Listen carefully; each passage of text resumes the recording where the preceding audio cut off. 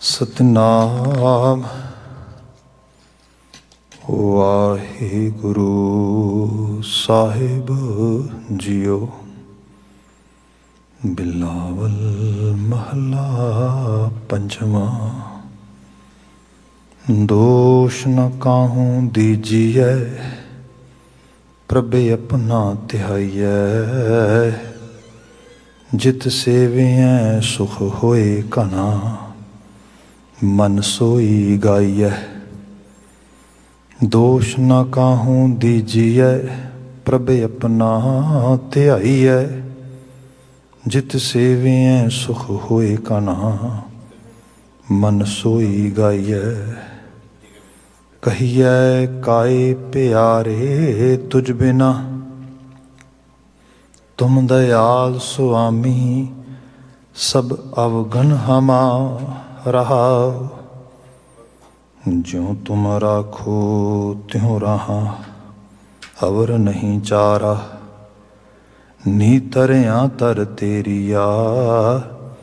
ਇਕ ਨਾਮ ਆਧਾਰਾ, ਜੋ ਤੁਮ ਕਰੋ ਸੋਈ ਭਲਾ। ਮਨ ਲੇਤਾ ਮੁਕਤਾ, ਸਗਲ ਸਮਗਰੀ ਤੇਰੀਆ। ਸਭ ਤੇਰੀ ਜੁਗਤਾ, ਚਰਨ ਪਖਾਰੋਂ ਕਰ ਸੇਵਾ। ਜੇ ਠਾਕੁਰ ਭਾਵੈ, ਹੋ ਕਿਰਪਾਲ ਦਇਆਲ ਪ੍ਰਭ। ਨਾਨਕ ਗੁਣ ਗਾਵੈ, ਚਰਨ ਪਖਾਰੋਂ ਕਰ ਸੇਵਾ। ਜੇ ਠਾਕੁਰ ਭਾਵੈ, ਹੋ ਕਿਰਪਾਲ ਦਇਆਲ ਪ੍ਰਭ। ਨਾਨਕ ਗੁਣ ਗਾਵੈ। ਵਾਹਿਗੁਰੂ ਜੀ ਕਾ ਖਾਲਸਾ, ਵਾਹਿਗੁਰੂ ਜੀ ਕੀ ਫਤਿਹ। ਜੁਗੋ ਜੁਗ ਅਟਲ। ਧੰਨ ਧੰਨ ਗੁਰੂ ਗ੍ਰੰਥ ਸਾਹਿਬ ਜੀ। ਗੁਰੂ ਪਾਤਸ਼ਾਹ ਜੀ ਦੀ ਅਪਾਰ ਬਖਸ਼ਿਸ਼। ਸ਼ਾਮ ਸਮੇਂ ਸਤਸੰਗਤ ਦੇ ਇਹ ਪਲ ਅਸੀਂ ਪ੍ਰਾਪਤ ਕੀਤੇ ਨੇ। ਲੜੀਵਾਰ ਗੁਰਬਾਣੀ ਵਿਆਖਿਆਨ ਅੰਦਰ ਬਿਲਾਵਲ ਰਾਗ ਦਾ ਗੁਰੂ ਅਰਜਨ ਪਾਤਸ਼ਾਹ ਦੁਆਰਾ ਉਚਾਰਨ ਕੀਤਾ ਸੰਦੇਸ਼ ਅਸੀਂ ਵਿਚਾਰਦੇ ਹਾਂ। ਸ਼ਬਦ ਆਪ ਨੇ ਸਰਵਨ ਕੀਤਾ ਹੈ। ਬੀਤੇ ਕੱਲ ਇਹਨਾਂ ਪਾਵਨ ਬਚਨਾਂ ਦੀ ਤਕਰੀਰ ਪ੍ਰਾਰੰਭ ਕੀਤੀ ਸੀ ਰਹਾਉ ਦੇ ਪਦੇ ਤੋਂ। ਅੱਜ ਇੱਕ ਸਰਸਰੀ ਨਜ਼ਰ ਰਹਾਉ ਦੇ ਬੰਦ 'ਤੇ ਹੋਏਗੀ। ਉਪਰੰਤ ਜਿੱਥੇ ਅਸੀਂ ਬੀਤੇ ਕੱਲ ਬਾਤ ਸਮੇਟੀ ਸੀ, ਉੱਥੋਂ ਅੱਗੇ ਤੋਰਾਂਗੇ। ਜੋ ਸਾਹਿਬ ਜ਼ਿਕਰ ਕਰ ਰਹੇ ਸੀ, ਕਹੀਏ ਕਾਏ ਪਿਆਰੇ ਤੁਝ ਬਿਨਾ, ਤੁਮ ਦਇਆਲ ਸੁਆਮੀ। ਸਭ ਅਵਗਣ ਹਮਾ। ਕਹੀਏ ਕਾਏ ਪਿਆਰੇ ਤੁਝ ਬਿਨਾ, ਹੇ ਪਿਆਰੇ ਪ੍ਰਭੂ, ਹੈ ਅਕਾਲ ਪੁਰਖ ਵਾਹਿਗੁਰੂ, ਤੇਰੇ ਤੋਂ ਬਿਨਾ ਅਸੀਂ ਕਿਤੇ ਗਿਰਜੋਈ ਕਰੀਏ। ਆਮ ਹਾਲਤਾਂ 'ਚ ਅਸੀਂ ਕਹਿੰਦੇ ਹਾਂ ਮਨੁੱਖ ਦਾ ਦਾਰੂ ਹੈ। ਬਿਲਕੁਲ ਠੀਕ ਹੈ, ਪਰ ਮਨੁੱਖੀ ਸੁਭਾਅ ਦੇ ਵਿੱਚ ਕੁਝ ਬੁਨਿਆਦੀ ਕਮੀਆਂ ਵੀ ਨੇ।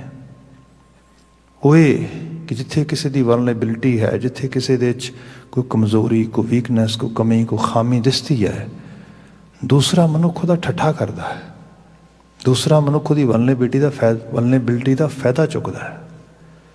ਇਹ ਕੁਦਰਤ ਵੱਲੋਂ ਮਨੁੱਖੀ ਸੁਭਾਅ ਦੇ 'ਚ ਖਾਮੀ ਦਿੱਤੀ ਗਈ ਹੈ।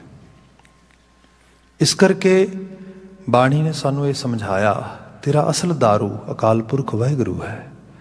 ਇੱਕ ਸਪਿਰਿਚੁਅਲ ਸਾਈਡ 'ਤੇ ਆਪਣੇ ਆਪ ਨੂੰ ਅੰਗੇਜ ਕਰਨਾ, ਅਤੇ ਜਿੱਥੇ ਕਿਤੇ ਤੈਨੂੰ ਲੱਗਦਾ ਮੈਨੂੰ ਮਦਦ ਚਾਹੀਦੀ, ਸਪੋਰਟ ਚਾਹੀਦੀ, ਰੱਬ ਤੋਂ ਮੰਗ। ਅਤੇ ਰੱਬ ਤੋਂ ਮੰਗਣ ਵਾਸਤੇ ਵੀ ਬਾਣੀ ਦਾ, ਉਪਦੇਸ਼ ਦਾ, ਬਚਨਾਂ ਦਾ, ਇਹਦਾ ਸਹਾਰਾ ਲੈਣਾ। ਅਤੇ ਇਹਦੇ ਵਿੱਚ ਆਪਣੇ ਆਪ ਨਾਲ ਗੱਲ ਕਰਨੀ, ਆਪਣੇ ਅੰਦਰ ਦੀ ਸ਼ਕਤੀ ਨੂੰ ਪਹਿਚਾਨਣਾ। ਮਨ ਨੂੰ, ਜਿਵੇਂ ਬੀਤੇ ਕੱਲ੍ਹ ਅਸੀਂ ਵਿਚਾਰ ਕਰ ਰਹੇ ਸੀ, ਮਨ ਤੂੰ ਜੋਤ ਸਰੂਪ ਹੈ ਆਪਣਾ ਮੂਲ ਪਛਾਣ। ਜੇ ਅਸੀਂ ਸ਼ਬਦ ਪੜ੍ਹਦੇ ਹਾਂ ਕਿ ਤੂੰ ਕਾਹੇ ਡੋਲੇ ਪ੍ਰਾਣੀਆਂ, ਤੁਧ ਰਾਖੇਗਾ ਸਿਰਜਣਹਾਰ। ਹੁਣ ਸੈਲਫ ਟਾਕ ਹੈ ਸਾਰੀ ਇਹ। ਜਾਂ ਅਸੀਂ ਹੋਰ ਉਪਦੇਸ਼ ਪੜ੍ਹਦੇ ਹਾਂ ਬਾਣੀ ਦੇ 'ਚ, ਜਿਸ 'ਚ ਮਹਾਰਾਜ ਇਹ ਬਿਆਨ ਕਰਦੇ, ਮਨ ਕਿਉਂ ਬੈਰਾਗ ਕਰੇਗਾ, ਸਤਿਗੁਰ ਮੇਰਾ ਪੂਰਾ। ਮਨਸਾ ਕਾ ਦਾਤਾ ਸਭ ਸੁਖ ਨਿਧਾਨ, ਅੰਮ੍ਰਿਤ ਸਰਸਦ ਹੀ ਭਰਪੂਰਾ। ਸੋ ਇਹ ਸਾਰੀ ਬਾਤ ਇਸੇ ਰੂਪ ਦੇ ਵਿੱਚ ਆ ਕਿ ਤੇਰੇ ਤੋਂ ਬਿਨਾਂ ਮੈਂ ਕਿਹਦੇ ਅੱਗੇ ਰਜੋਈ ਕਰਾਂ। ਤੂੰ ਹੀ ਤੇ ਹੈ ਜੋ ਮੇਰੇ ਅਰਦਾਸ ਦਾ ਸਹੀ ਰੂਪ ਦੇ ਵਿੱਚ ਮੁਕੱਦਸ ਸੋਰਸ ਆ। ਸੋ ਇਸ ਕਰਕੇ मैं तेरे अगे अपने आप ਨੂੰ ਪ੍ਰੈਜ਼ੈਂਟ ਕਰਦਾ ਹਾਂ, ਆਪਣੇ ਦੁੱਖ ਨੂੰ, ਦਰਦ ਨੂੰ। ਕਿਆ ਕਹੀਏ ਕਾਏ ਪਿਆਰੇ ਤੁਝ ਬਿਨਾ, ਤੁਮ ਦਇਆਲ ਸੁਆਮੀ ਸਭ ਅਵਗਣ ਹਮਾ। ਤੇ ਇਹ ਵੀ ਮੇਰੀ ਸਮਝ ਬਿਲਕੁਲ ਕਲੀਅਰ ਆ ਕਿ ਸਾਰੇ ਔਗਣ ਮੇਰੇ ਵਿੱਚ ਨੇ ਤੇ ਤੂੰ ਦਇਆ ਦਾ ਸੋਰਸ ਹੈ, ਔਗਣਾਂ ਦੇ ਵਿੱਚੋਂ ਮੈਨੂੰ ਕੱਢਣ ਵਾਲਾ। ਮੇਰੇ ਜੀਵਨ ਦੀਆਂ ਖਾਮੀਆਂ ਕਮੀਆਂ ਨੂੰ ਤੂੰ ਨਾ ਚਿਤਾਰਦੇ ਹੋਏ ਮੁਝ ਅਦਨੇ ਦਾ ਭਲਾ ਕਰਨ ਵਾਲਾ ਵੀ ਸੋਰਸ ਤੂੰ ਹੀ ਹੈ। ਇੱਕ ਬੜੀ ਪ੍ਰੇਰਣਾਤਮਕ ਪਰਿਪੇਖ ਦੇ ਵਿੱਚ ਸਾਨੂੰ ਜਾਚ ਸਿਖਾਈ ਜਾ ਰਹੀ ਹੈ। ਇਹ ਰਹਾ ਉਹਦਾ ਬੰਦ ਸੀ। ਬੀਤੇ ਕੱਲ੍ਹ ਦੀ ਅਸੀਂ ਬੜੀ ਡਿਟੇਲਡ ਵੇ ਨਾਲ ਡਿਸਕਸ਼ਨ ਕੀਤੀ ਸੀ। ਅੱਜ ਬਾਤ ਕਰਦੇ ਹਾਂ ਜਿੱਥੇ ਅਸੀਂ ਵਾਈਂਡ ਅਪ ਕਰ ਰਹੇ ਸੀਗੇ, ਦੋਸ਼ ਨਾ ਕਾਹੂੰ ਦੀਜੀਐ ਪ੍ਰਭ ਆਪਣਾ ਧਿਆਈ ਹੈ। ਆਲੇ ਦੁਆਲੇ ਦੇ ਉੱਤੇ ਇਤਰਾਜ਼ ਵੀ ਬਹੁਤ ਹੁੰਦੇ ਨੇ ਸਾਨੂੰ, ਕਿਉਂਕਿ ਬੰਦੇ ਦਾ ਨੇਚਰ ਵੀ ਹੈ ਕਿ ਜਿੱਥੇ ਕਿਤੇ ਇੰਪਰੂਵਮੈਂਟ ਦੀ ਲੋੜ ਹੋਏ, ਆਪਣੇ ਆਪ ਨੂੰ ਸੁਧਾਰਨ ਦੀ ਲੋੜ ਹੋਏ, ਉਹਦੇ 'ਤੇ ਕੰਮ ਕਰਨ ਦੀ ਬਜਾਏ ਬੰਦਾ ਜਿਹੜੀ ਕਿਤੇ ਕਮਜ਼ੋਰ ਇਕਾਈ ਹੈ ਉਹਨੂੰ ਜ਼ਿੰਮੇਵਾਰ ਠਹਿਰਾਉਣਾ ਚਾਹੁੰਦਾ ਹੈ ਵੀ ਇਹ ਕਮੀ ਇੱਥੋਂ ਆਈ, ਇਹ ਮੇਰੇ ਲਈ ਪ੍ਰੋਬਲਮ ਹੈ, ਇੱਥੋਂ ਕ੍ਰੀਏਟ ਕਰ ਦਿੱਤੀ ਗਈ ਇਸ ਰੂਪ ਦੇ 'ਚ। ਜਿਵੇਂ ਸਾਹਿਬ ਨੇ ਬਿਆਨ ਕੀਤਾ, ਮਦਰ ਨੇਚਰ ਦੇ ਲਾਅ ਨੂੰ ਸਮਝ, ਨੱਕ ਨੱਥ ਖਸਮ ਹੱਥ ਕਿਰਤ ਤੱਕੇ ਦੇ, ਜਹਾਂ ਦਾਣੇ ਤਹਾਂ ਖਾਣੇ ਨਾਨਕਾ ਸੱਚ ਹੈ। ਰਿਜ਼ਕ ਆਪਣੇ ਕੋਲ ਤੁਰ ਕੇ ਨਹੀਂ ਆਉਂਦਾ, ਸਾਨੂੰ ਰਿਜ਼ਕ ਤੱਕ ਜਾਣਾ ਪੈਂਦਾ। ਇਸੇ ਕਰਕੇ ਵਕਤ ਬਾ ਵਕਤ ਜਿਹੜੀ ਹਿਊਮਨ ਮਾਈਗ੍ਰੇਸ਼ਨ ਆ ਇਹ ਹੁੰਦੀ ਹੈ, ਮੈਸਿਵ ਲੈਵਲ 'ਤੇ ਹੁੰਦੀ ਹੈ। ਜੇ ਅੱਜ ਕੋਵਿਡ-19 ਅਤੇ ਵੈਦਰ ਇਸ਼ੂਜ਼ ਨੂੰ ਇੱਕ ਪਾਸੇ ਰੱਖ ਕੇ ਸਭ ਤੋਂ ਵੱਡੀ ਪ੍ਰੋਬਲਮ ਬਾਰੇ ਗੱਲ ਕਰਨੀ ਹੋਏ ਅਤੇ ਉਹ ਵਰਲਡ ਵਾਈਡ ਜਿਹੜੇ ਇਮੀਗ੍ਰਾਂਟਸ ਨੇ, ਜਿਹੜੀ ਇੰਨੀ ਵੱਡੇ ਲੈਵਲ 'ਤੇ ਮਾਈਗ੍ਰੇਸ਼ਨ ਹੋ ਰਹੀ ਹੈ ਰਿਫਿਊਜੀਜ਼ ਦੀ, ਉਹ ਪ੍ਰੋਬਲਮ ਹੈ। ਇਹ ਸਾਰਾ ਜਿਹੜਾ ਰਿਫਿਊਜੀ ਸਾਰੇ ਦਾ ਸਾਰਾ ਕ੍ਰਾਈਸਿਸ ਆ, ਇਹ ਇਕਨੋਮਿਕਲ ਹੈ। ਰੋਜ਼ੀ ਰੋਟੀ ਦੀ ਤਲਾਸ਼ ਹੈ, ਚੰਗੇ ਭਵਿੱਖ ਦੀ ਤਲਾਸ਼ ਹੈ।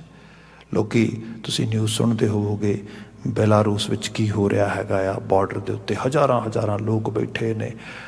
ਇੱਧਰ ਲੈਟਿਨ ਅਮੈਰੀਕਨ ਕੰਟਰੀਜ਼ ਵਿੱਚ ਕੀ ਹੋ ਰਿਹਾ ਆ, ਮੈਕਸੀਕੋ ਦੇ ਪਰਲੇ ਪਾਸੇ ਬਾਰਡਰ 'ਤੇ ਕੀ ਹੋ ਰਿਹਾ, ਮਤਲਬ ਦੁਨੀਆ ਭਰ ਦੇ ਵਿੱਚ ਇਹ ਚੀਜ਼ਾਂ ਤੁਹਾਨੂੰ ਨਜ਼ਰ ਆ ਰਹੀਆਂ। ਅਤੇ ਫਿਰ ਇਹਦੇ ਲਈ ਬੰਦਾ ਇਹ ਵੀ ਸੋਚਦਾ ਕਿ ਹਾਂ ਐਕਚੁਅਲੀ ਨਾ ਇਹਦੇ 'ਚ ਕੁਝ ਦੋਸ਼ ਹੈ ਕਿਸੇ ਦਾ। ਬਾਣੀ ਨੇ ਬੜਾ ਕਲੀਅਰ ਕੀਤਾ ਆ। ਬਾਣੀ ਕਹਿੰਦੀ ਹੈ, ਦੱਦਾ ਦੋਸ਼ ਨਾ ਦਿਓ ਕਿਸੇ, ਦੋਸ਼ ਕਰਮਾਂ ਆਪਣਿਆਂ। ਅਸੀਂ ਇਕੱਲੇ ਵੀ ਹਾਂ, ਪਰ ਸਾਡੀ ਕਲੈਕਟਿਵ ਅਪਰੋਚ ਵੀ ਹੈ ਧਰਤੀ ਦੇ ਉੱਤੇ। ਆਪ ਅਹਿਸਾਸ ਕਰੋ, ਜੇ ਆਪਾਂ ਦੇਖੀਏ ਤੇ ਪੰਜਾਬ ਤੇ ਪੰਜਾਬ ਦੀ ਫਿਜ਼ਾ ਦੇ ਵਿੱਚ ਰਹਿਣ ਵਾਲੇ ਲੋਕ ਉਸ ਸਮੇਂ ਵਿੱਚੋਂ ਗੁਜ਼ਰੇ ਜਦੋਂ ਬੜੀ ਉਹਨਾਂ ਨੂੰ ਮਤਲਬ ਇਹ ਸਮਾਂ ਆਇਆ, ਜਿਵੇਂ ਅੱਜ ਕੱਲ੍ਹ ਤਾਂ ਅਸੀਂ ਬੜੇ ਸਵਾਦ ਨਾਲ ਛਕਦੇ ਹਾਂ ਬਹੁਤ ਸਾਰਾ ਪਦਾਰਥ ਤੰਦੂਰ 'ਤੇ ਬਣਾ ਕੇ, ਤੰਦੂਰੀ ਪ੍ਰਸ਼ਾਦੇ ਅਤੇ ਹੋਰ ਬਹੁਤ ਸਾਰੇ ਤੰਦੂਰੀ ਪਕਵਾਨ। ਪਰ ਜੇ ਤੁਸੀਂ ਇਹਦੀ ਮਤਲਬ ਡੈਪਥ 'ਚ ਜਾਓਗੇ ਤਾਂ ਤੰਦੂਰ ਕੋਈ ਚੰਗੇ ਦਿਨਾਂ ਦੀ ਦੇਣ ਨਹੀਂ ਹੈ। ਤੰਦੂਰ ਉਸ ਸਮੇਂ ਦੀ ਦੇਣ ਹੈ ਜਦੋਂ ਇੱਕ ਕਲਚਰ ਡਿਵੈਲਪ ਹੋਇਆ ਕਿ ਖਾਧਾ ਪੀਤਾ ਲਾਹੇ ਦਾ, ਰਹਿੰਦਾ ਅਹਿਮਦ ਸ਼ਾਹੇ ਦਾ। ਲੋਕਾਂ ਦਾ ਘਰਾਂ ਦੇ ਭਾਂਡੇ ਵੀ ਚੱਕ ਕੇ ਲੈ ਗਿਆ ਸੀ ਉਹ, ਕੁਝ ਆਪਣੇ ਜਿਹੜਾ ਹੈਗਾ ਫੌਜੀਆਂ ਦਾ ਅਸਲਾ ਬਣਾਉਣ ਵਾਸਤੇ, ਤੋਪਾਂ ਬਣਾਉਣ ਵਾਸਤੇ, ਸਾਰਾ ਕੁਛ ਟੋਟਲ। ਲੋਕਾਂ ਨੇ ਕਿਹਾ ਇੱਕ ਤਵਾ ਵੀ ਨਹੀਂ ਬਣਾਉਣਾ ਹੁਣ। ਕਿਉਂ? ਕਿਉਂਕਿ ਕੀ ਫਾਇਦਾ, ਲਟੇਰਿਆਂ ਨੇ ਆਉਣਾ, ਲੁੱਟ ਕੇ ਲੈ ਜਾਣਾ। ਪਰ ਫਿਰ ਵੀ ਰੋਟੀ ਤਾਂ ਖਾਣੀ ਹੈ ਨਾ, ਕੀ ਕੀਤਾ ਜਾਏ। ਕਲੇ ਮਿੱਟੀ ਦੇ ਚੁੱਲ੍ਹਾ ਬਣਾਇਆ, ਉਹਦੇ ਨਾਲ ਹੀ ਰੋਟੀ ਲਾਈ, ਪਕਾ ਕੇ ਖਾ ਲਈ। ਇਹ ਹਾਲਾਤ ਪੰਜਾਬ ਤੇ ਇਹਦੇ ਆਲੇ ਦੁਆਲੇ ਦੇ ਲੋਕਾਂ ਨੇ ਆਪ ਹੰਡਾਏ।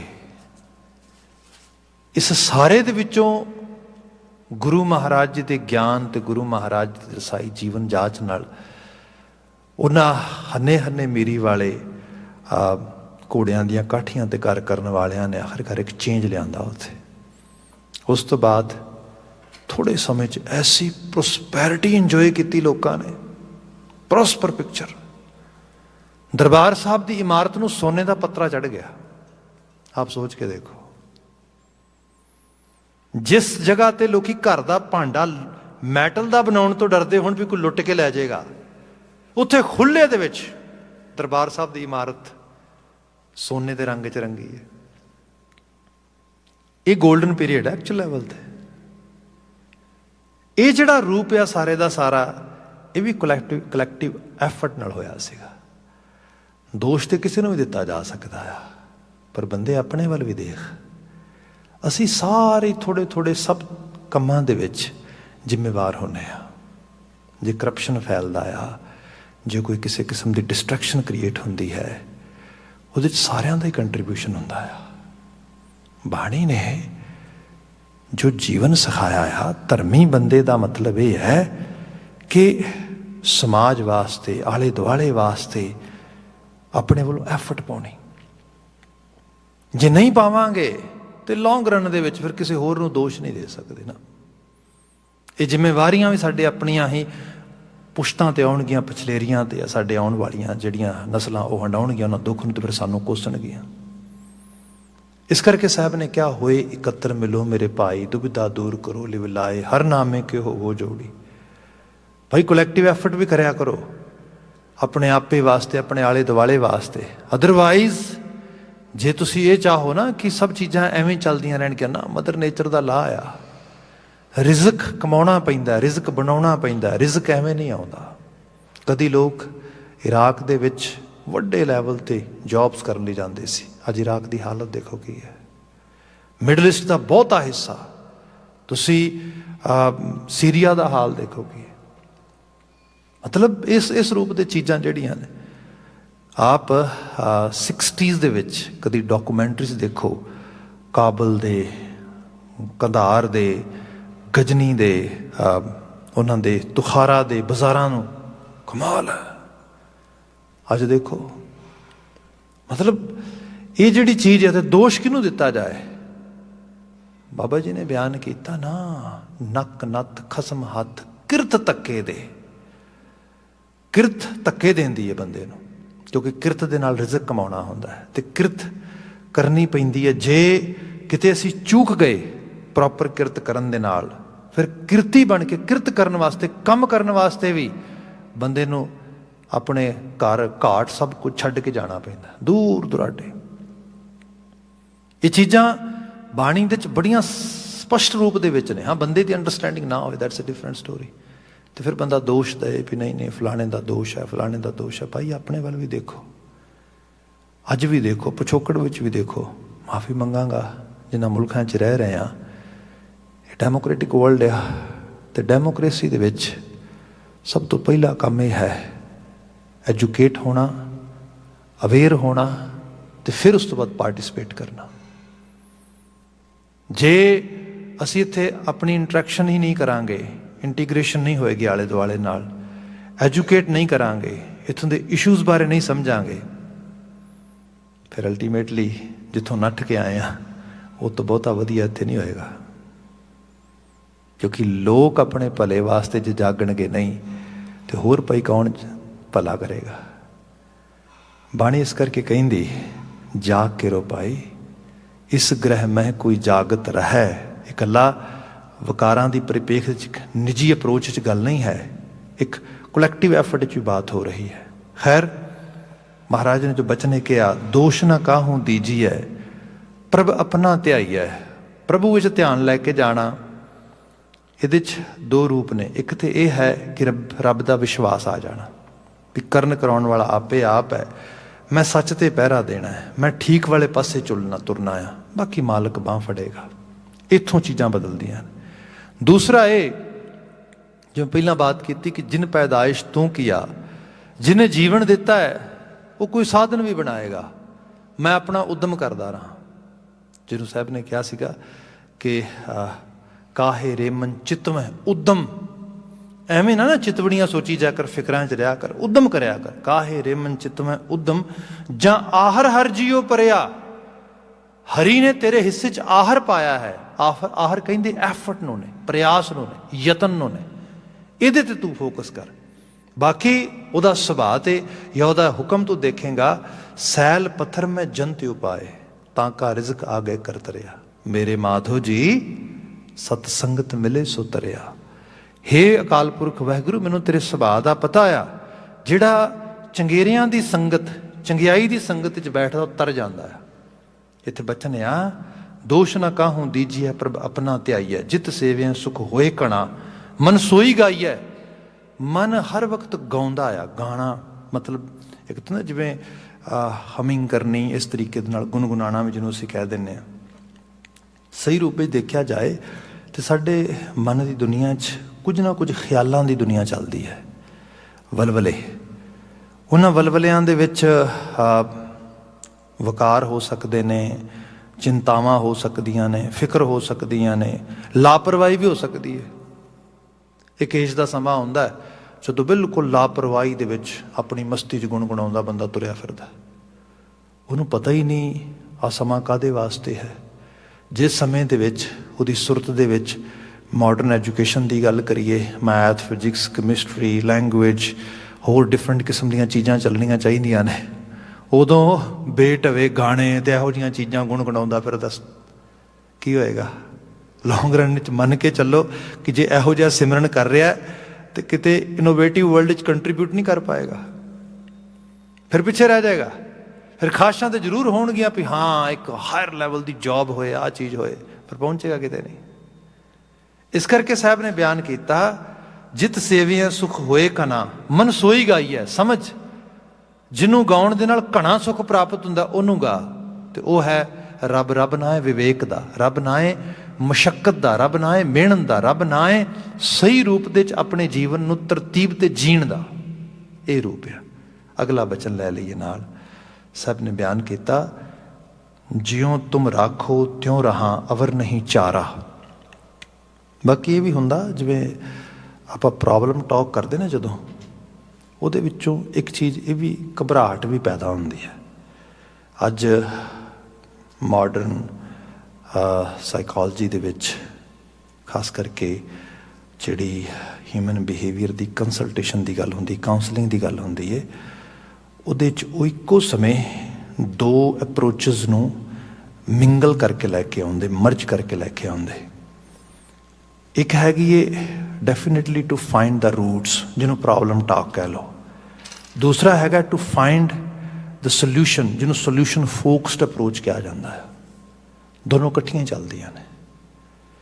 ਜੇ ਸਿਰਫ ਤੁਸੀਂ ਪ੍ਰੋਬਲਮਸ ਦੀ ਰੂਟਸ ਹੀ ਲੱਭੀ ਜਾਓਗੇ ਤੇ ਫਿਰ ਘਬਰਾਹਟ ਹੋਰ ਪੈਦਾ ਹੋਏਗੀ।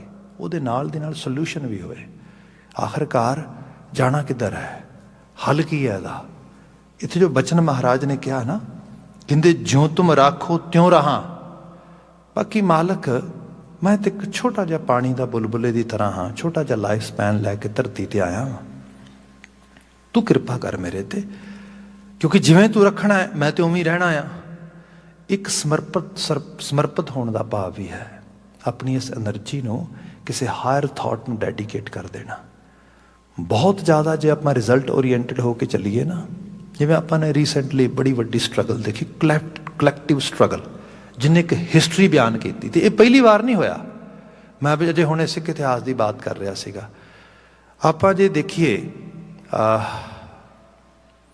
ਆਪਾਂ ਹੁਣ ਹੈਗਾ 2021, ਆਪਾਂ 1921, 1821, 1721, 1621, 1521, ਐਵੇਂ ਬੈਕਵਰਡ ਚਲੀਏ 100 ਸਾਲ ਪਿੱਛੇ। 1721 ਦਾ ਦੌਰ ਉਹ ਹੈ ਜਦੋਂ ਗੁਰੂ ਨਾਨਕ ਸਾਹਿਬ ਉਸ ਖਿੱਤੇ ਦੇ ਵਿੱਚ, ਜਿੱਥੇ ਮਤਲਬ ਕੋਈ ਹੋਪ ਤੇ ਹੋ ਹੀ ਨਹੀਂ ਸਕਦੀ ਕੋਈ ਤਬਦੀਲੀ ਹੋ ਜਾਏਗੀ, ਐਸਾ ਕੂੜ ਦੀ ਮੀਰੀ ਦਾ ਵਰਚਸਵ ਪਿਆ ਆ। ਲੋਕਾਂ ਦੀ ਹਾਲਤ ਜਿਹੜੀ ਉਹ ਪੂਰੀ ਬਾਣੀ 'ਚ ਬਿਆਨ ਹੈ, ਜਿਹਨੂੰ ਗੁਰੂ ਸਾਹਿਬ ਕਹਿੰਦੇ ਕਿ ਵੇਖਣ ਦੀ ਹਾਲਤ ਇਹ ਦਿਸ ਰਹੀ ਹੈ ਵੀ ਕੂੜ ਅਮਾਵਸ ਸੱਚ ਚੰਦਰਮਾ ਦਿਸੈ ਨਾਹੀਂ, ਕਹਿ ਚੜਿਆ ਹੋਂ ਪਾਲ ਵਿਕੁੰਨੀ ਹੋਈ, ਆਂਧੇਰਾ ਰਾਹ ਨਾ ਕੋਈ, ਕਾਲੀ ਬੋਲੀ ਰਾਤ ਹੈ ਹਨੇਰੀ। ਜਿੱਥੇ ਜੇ ਵੀ ਬਿਆਨ ਕੀਤਾ ਗਿਆ ਕਿ ਜੇ ਦੇਖੋਗੇ ਤੇ ਕਾਦੀ ਕੂੜ ਬੋਲ ਮਲਖਾਏ, ਬਾਹਮਣ ਨਾਵੈ ਜੀਆਂ ਘਾਏ, ਜੋਗੀ ਜੁਗਤ ਨ ਜਾਣੈ ਅੰਧ, ਉਹ ਕੀ ਰਾਜਸੀ ਲੋਕ ਕੀ ਧਾਰਮਿਕ ਲੋਕ ਸਭ ਉਜੜ ਗਿਆ। ਤੇ ਕੋਈ ਬੰਦਾ ਸੋਚ ਨਹੀਂ ਸਕਦਾ ਕਿ ਕੋਈ ਪਰਉਪਕਾਰਤਾ ਦੀ, ਕੋਈ ਚੰਗਿਆਈ ਦੀ, ਅੱਛਾਈ ਦੀ, ਮਨੁੱਖੀ ਕਿਰਦਾਰ ਦੀ ਉਸਾਰੀ ਦੀ ਵੀ ਗੱਲ ਹੋਏਗੀ। ਉਸ ਦੌਰ ਦੇ ਵਿੱਚ ਗੁਰੂ ਬਾਬਾ ਜੀ ਇੱਕ ਨਵਾਂ ਨਗਰ ਵਸਾਉਂਦੇ, ਕਰਤਾਰਪੁਰ, ਕਲੈਕਟਿਵ ਐਫਰਟ ਪਾਉਂਦੇ, ਲੋਕਾਂ ਨੂੰ ਇਕੱਠਿਆਂ ਕਰਦੇ, ਇੱਕ ਸੰਗਤ ਦਾ ਮੁਹਾਜ ਖੜਾ ਕਰਦੇ, ਇੱਕ ਪੂਰੀ ਕਮਿਊਨਿਟੀ ਬਿਲਡ ਕਰਨ ਵਾਸਤੇ उस गुरुशिप का ਜਿਹੜਾ ਆ ਇੱਕ ਡਿਸਿਪਲਿਨ ਬਿਲਡ ਕਰ ਦਿੰਦੇ ਧਰਤੀ ਦੇ ਉੱਤੇ। 1521 1621 ਚ ਆ ਜਾਈਏ, 1621 ਦੇ ਵਿੱਚ ਗੁਰੂ ਹਰਗੋਬਿੰਦ ਸਾਹਿਬ ਗੱਦੀ ਤੇ ਨੇ। ਵਿਦਿਨ 100 ਈਅਰਸ ਗੁਰੂ ਹਰਗੋਬਿੰਦ ਸਾਹਿਬ ਪਹਿਲੀ ਜੰਗ ਲੜਦੇ ਨੇ 1621 ਦੇ ਵਿੱਚ। ਲਾਹੌਰ ਤੋਂ ਮੁਰਤਜ਼ਾ ਖਾਨ ਹਮਲਾਵਰ ਹੁੰਦਾ ਹੈ ਤੇ ਉਹਨਾਂ ਵੇਖਿਆ ਹੀ ਨਹੀਂ ਸੀਗਾ ਕਿ ਹੱਦ ਹੋ ਗਈ। ਮੁਗਲਾਂ ਤੋਂ ਬਿਨਾਂ ਕਿਸੇ ਹੋਰ ਨੂੰ ਤਲਵਾਰ ਚਲਾਉਣ ਦਾ ਵੱਲ ਹੀ ਨਹੀਂ ਆਉਂਦਾ ਇੱਥੇ। ਮੁਗਲਾਂ ਨੂੰ ਕੌਣ ਹਰਾਏਗਾ? ਜੰਗਾਂ ਹੋਣਗੀਆਂ ਮੁਸਲਮਾਨਾਂ ਦੀਆਂ ਆਪਸ ਵਿੱਚ ਹੋਣਗੀਆਂ, ਹੋਰ ਨਹੀਂ ਕੋਈ ਲੜ ਸਕਦਾ ਇੱਥੇ। ਹੋਰ ਕਿਸੇ 'ਚ ਕੀ ਹਿੰਮਤ ਹੈ? ਪਹਿਲੀ ਵਾਰ ਤਵਾਰੀਖ ਨੇ ਦੇਖਿਆ ਗੁਰੂ ਹਰਗੋਬਿੰਦ ਸਾਹਿਬ ਦੇ ਯੋਧਿਆਂ ਨੇ ਮੁਰਤਜ਼ਾ ਖਾਨ ਦੇ ਪੂਰੀ ਜ਼ਾਬਤਾਬੰਦ ਵੈਲ ਟ੍ਰੇਨਡ ਲਾਹੌਰ ਸੂਬੇ ਦੀ ਫੌਜ ਦੇ ਪੈਰ ਨਾ ਲੱਗਣ ਦਿੱਤੇ। ਪਤਾ ਲੱਗਾ ਤਵਾਰੀਖ ਬਦਲ ਰਹੀ ਹੈ ਹੁਣ। ਫਿਰ ਆ ਜਾਓ ਤੁਸੀਂ 1721 ਦੇ ਵਿੱਚ, 100 ਸਾਲ ਅੱਗੇ ਹੋਇਆ ਕੀ ਕਿ ਬਾਬਾ ਬੰਦਾ ਸਿੰਘ ਬਹਾਦਰ ਦੀ ਸ਼ਹਾਦਤ ਹੋਈ। ਸਿੱਖਾਂ ਦੀ ਕੰਪਲੀਟ, ਜਿਹਨੂੰ ਕਹਿ ਲਓ ਕਿ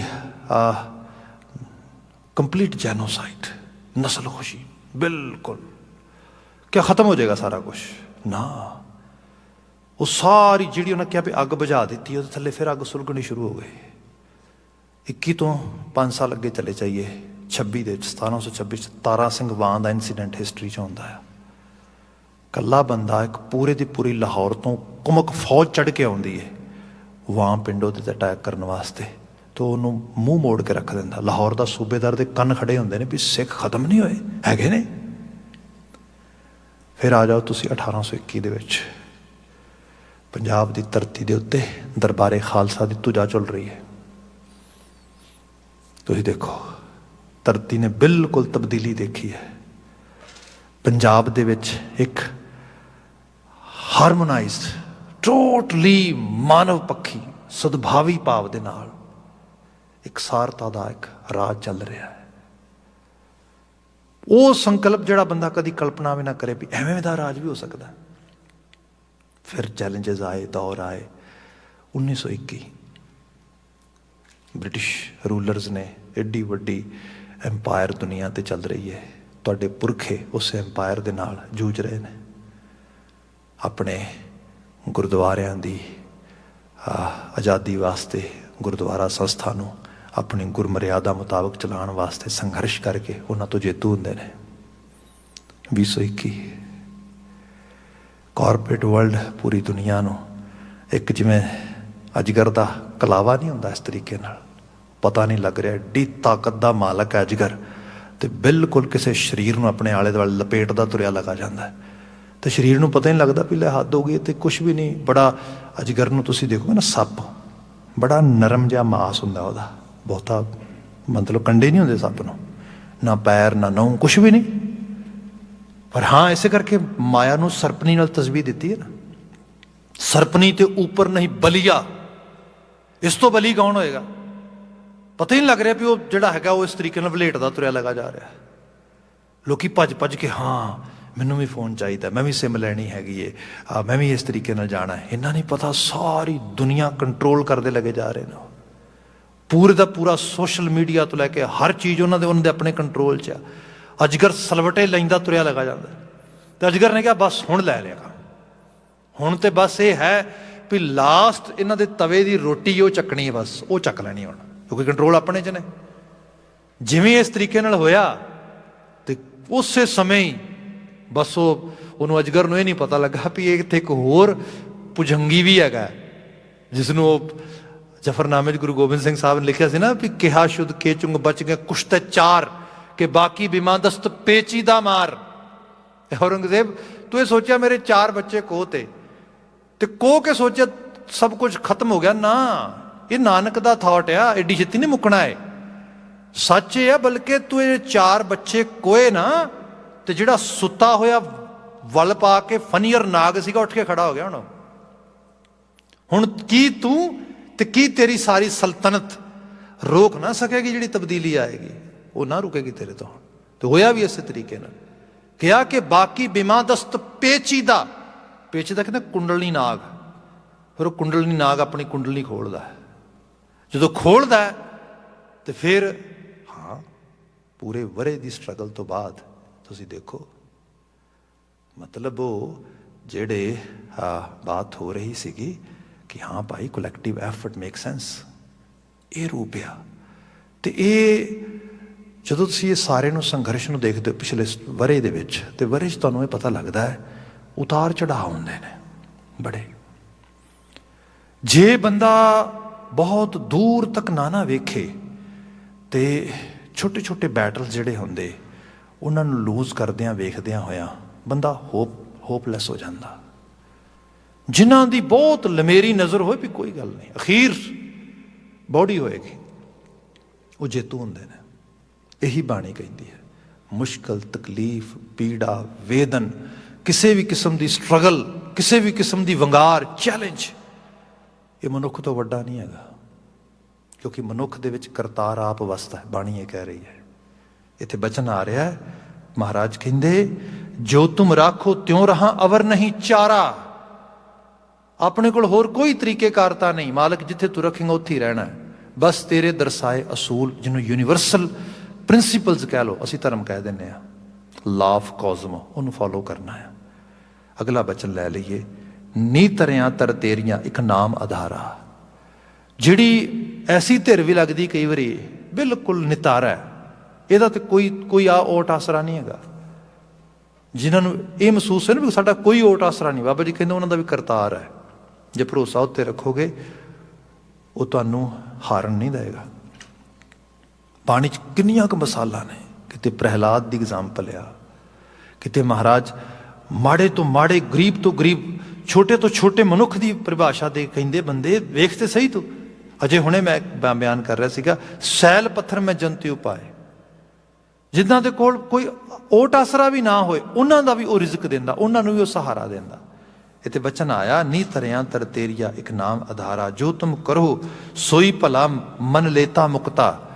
ਜਿਹੜਾ ਰੱਬ ਦੀ ਰਜ਼ਾ ਵਿੱਚ ਰਾਜੀ ਰਹਿਣ ਲੱਗ ਜੇ, ਜੋ ਤੂੰ ਕਰੇ ਉਹ ਭਲਾ ਹੋਏਗਾ, ਉਹ ਮੁਕਤ ਹੋ ਜਾਂਦਾ, ਉਹਨੂੰ ਸੈਲਵੇਸ਼ਨ ਮਿਲ ਜਾਂਦੀ, ਉਹਦੀ ਮੋਕਸ਼ ਦੀ ਪ੍ਰਾਪਤੀ ਹੋ ਜਾਂਦੀ। ਸਗਲ ਸਮਗਰੀ ਤੇਰੀਆ ਸਭ ਤੇਰੀ ਜੁਗਤਾ। ਬਾਕੀ ਇਹ ਹੈ, ਜੁਗਤ ਵੀ ਦਾਤੇ ਦੀ ਆਪਣੀ ਹੈ।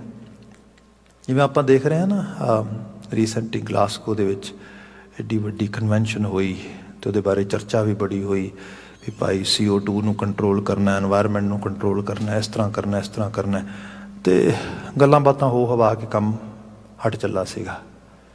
ਆਪ ਹੁਣ ਦੇਖੋ ਜੋ BC 'ਚ ਹੋ ਰਿਹਾ ਹੈ,